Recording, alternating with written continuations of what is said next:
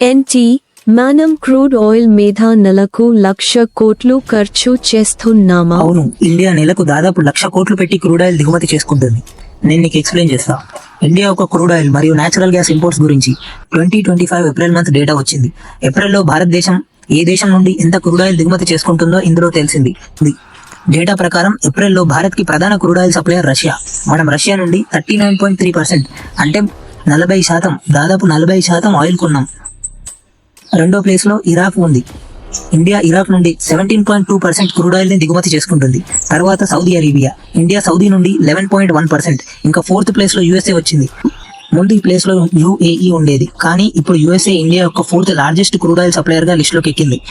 USA నుండి 6.9% అంటే దాదాపు 7% ఆయిల్ కొన్నారు. ఏప్రిల్ మంత్ లో total crude oil and natural gas దిగుమతికి భారత్ కట్టిన ఇంపోర్ట్ బిల్ $11.4 బిలియన్. మీకు అర్థమయ్యేలా చెప్పాలి అంటే డాలర్ ని రూపీస్ లో కన్వర్ట్ చేస్తే 94,620 కోట్ల రూపాయలు.